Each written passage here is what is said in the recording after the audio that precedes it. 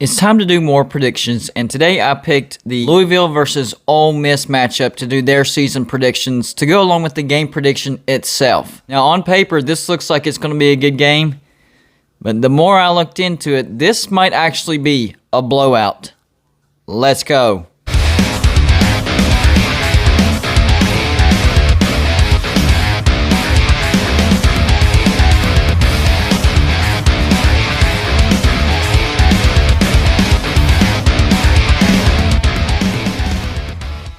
Hey, what's going on, everybody? It's me again, Golden Blue Dude, and if you haven't already, go ahead and hit that like and subscribe button. I do college football videos every single day, and I am in full preview and prediction mode right now. Don't forget, guys, Golden Blue Dude does have a sponsor. It's called Tri-State Wood Sketch, and you can find them on the internet at www.tristatewoodsketch.com. He does amazing work. He can do any shape or size. All you have to do is send him the picture that you want on there. And if you mention that Golden Blue Dude sent you, he'll take 20% off. I'm picking out the higher profile out-of-conference matchups, predicting the game itself, and then predicting the season for each team.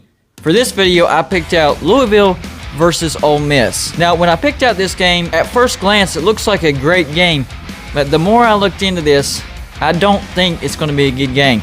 There's no sense in building this up, trying to add drama and stuff. I'm just going to flat out and come out and say it right now. I think Ole Miss blows Louisville out of the water. I think this is a bad matchup for Louisville. Last year, Louisville finished 4-7, and Ole Miss finished 5-5. I think that's what gives the illusion that this could be a good game. So first, I want to talk about Louisville. Last year, they averaged 444 yards a game and 30 points a game. That's not bad. That's a pretty decent offense. They do return 8 offensive starters. That's good news. The bad news is 3 guys that they lost on offense.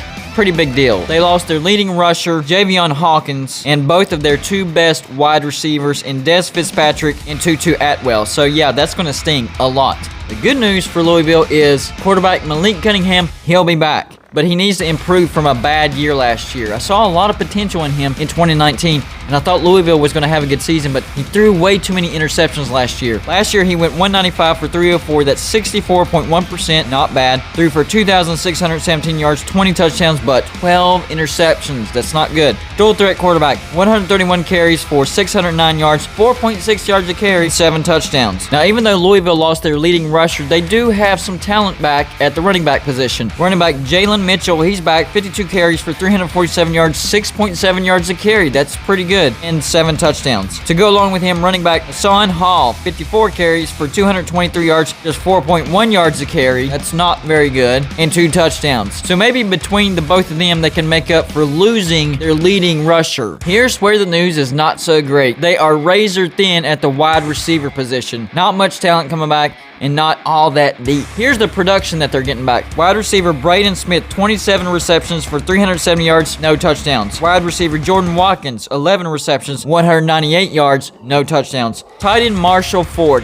he might provide a spark. 25 receptions for 309 yards, 6 touchdowns. The entire offensive line for Louisville is back. The big concern that I have for Louisville is their defense. They have hardly nothing to work with this year. Last year, their defense wasn't bad at all, really. They allowed 369 yards a game and 27 points per game. That's not a bad defense. The bad news is only 5 starters from that pretty decent defense is coming back. Top tacklers Rajay Burns and Dorian Etheridge, they are gone. However, they do get defensive end C.J. Avery, who had 78 tackles, 48 by himself, 5 for a loss, 2 sacks, 3 pass deflections, 1 forced fumble, and 1 interception. That's a lot of stats. He'll be back. To go along with him, defensive tackle Monty Montgomery, 46 tackles, 33 by himself, 7 for a loss, 4 sacks, 1 interception, and 1 pass deflection. The defensive line might be fine. It's the linebacking position and the secondary. A lot of new faces this year. I do think the secondary has potential. They do return quarterback Catrell Clark, who had 36 tackles, 27 by himself, 2 for a loss, 1 interception, and 10 pass deflections, and his counterpart, quarterback Chandler Jones,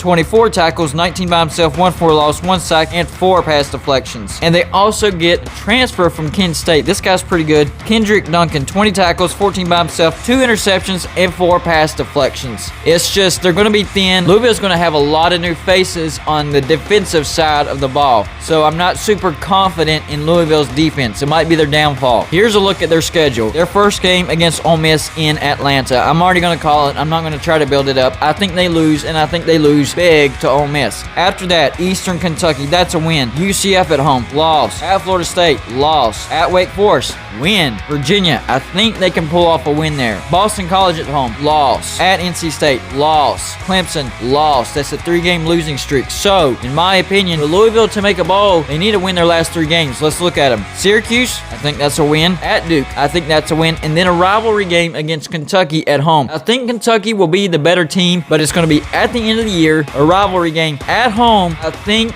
Louisville can pull the upset and beat Kentucky and get bowl eligible. So I have Louisville going 6-6, barely getting to a bowl. Now let's look at Ole Miss. Their unofficial ranking as of right now is number 22, so they are considered a top 25 team going into the 2021 season. Now on offense, they did have 2 key losses: wide receiver Elijah Moore and tight end Kenny Yeboah. Last year, the offense averaged 556 yards a game and 39.2 points per game. That's 3rd in the nation, and it all centers around their returning starting quarterback, Matt Corral. Last year, he was 231 for 326, 70.9%, threw for 3,337 yards, 29 touchdowns, but 14 interceptions. If he can clean that up, this offense could be the best in the nation. I'm talking right up there with Georgia and Oklahoma. Dual threat quarterback, 112 carries for 506 yards, 4.5 yards a carry, and 4 touchdowns. He has a lot of weapons to work with on offense. Wide receiver Dontario Drummond, 25 receptions, 417 yards, 7 touchdowns. Wide receiver Braylon Sanders, 15 receptions for 376 yards, 4 touchdowns. Wide receiver Jonathan Mingo, 27 receptions for 379 yards, 3 touchdowns. And they get a transfer from Western Kentucky, wide receiver Ja'Cour Pearson. In 2019, he had 76 receptions for 804 yards and 7 touchdowns. He sat out most of 2020, so I went by the 2019 stat. Don't forget about all-purpose player John Reese Plumlee. They recruited this guy as the quarterback, but obviously he's not going to be the quarterback, so they could stick this guy at running back or wide receiver, tight end. I don't know. There's a lot of things you could do with this guy. Tight end Chase Rogers, not a lot of production, 3 receptions for 18 yards, but it is another weapon at his disposal. So I am not worried about this offense at all. 4 of the 5 starters are back at offensive line. Last year, the number 1 running game in the SEC. They returned some stout running backs. Running back Jarian Ely, 147 carries for 722 yards, 6.9 yards a carry, 6 touchdowns. And running back Snoop Connor, 93 carries for 421 yards, 4.5 yards a carry, and 8 touchdowns. That is a loaded offense. Now, the problem for Ole Miss last year was their defense, but I think Ole Miss's defense will be much better this year. Last year, they allowed 519 yards a game and 38.3 points per game. That is horrific.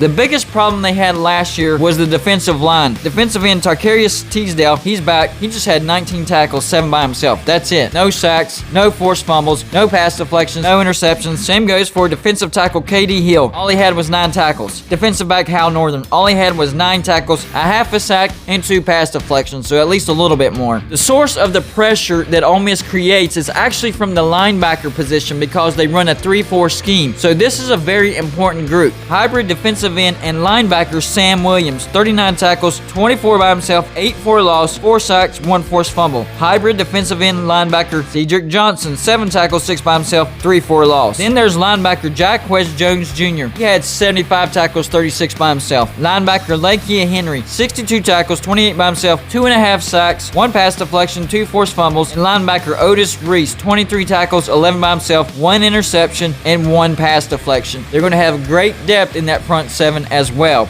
So if that defensive line get more pressure than what they did last year, this defense will take a tremendous step forward in 2021. I think the strength of this defense will be the secondary. They're going to be great against the pass. They get cornerback Keydron Smith. Last year he had 64 tackles, 38 by himself, 1 interception, 6 pass deflections. And cornerback Dean Leonard, 14 tackles, 8 by himself, and 4 pass deflections. The free safety AJ Finley Jr., 62 tackles, 40 by himself, 3 interceptions, and 7 pass pass deflections, and strong safety Jalen Jones, 27 tackles, 15 by himself, and 1 pass deflection. If the defense that showed up and played Indiana and pretty much shut the Hoosiers down, and Indiana was a pretty good team, they beat Indiana 26-20. If that's the defense that we're going to see in 2021, then Ole Miss is going to be a very dangerous team in 2021. I think Ole Miss can easily have a 10-win season. Let's look at their schedule. First, they get Louisville in Atlanta. Y'all already know, I think this is going to be an easy win for Ole Miss. I think they win by at least 2 touchdowns. After that, they get Austin Peay. That's a win. Tulane, that's a win. At Alabama, that's going to be a loss. Revenge game against Arkansas at home. That's a win. At Tennessee, easy win. LSU, it's a home game. I'm going to say a win. At Auburn, Auburn's not going to be all that great. That's a win. Then Liberty at home. That's a tricky one. You have Hugh Freeze coming back into Vaught Hemingway. Hugh Freeze used to coach Ole Miss. This is going to be a crazy game, and Liberty is a pretty good team. This is the game where I think Ole Miss could potentially slip up. After that, Texas A&M at home. I think Ole Miss gets it done. Then Vanderbilt at home. Then at Mississippi State. So yes, I do think that Ole Miss gets to 10 wins. Only sure loss that I see is at Alabama. I'm being serious, but I do think that they trip up somewhere else. And the game that I'm eyeing as far as potential trip up is that Liberty home game. I have Ole Miss going 10-2 and finishing second in the SEC West. It's going to be close between Ole Miss, Texas A&M, and LSU. But Ole Miss gets both LSU and Texas A&M at home, and I think that's the tiebreaker. That's all I got for you for this show. Like and subscribe if you haven't already, and I'll see you on my next show.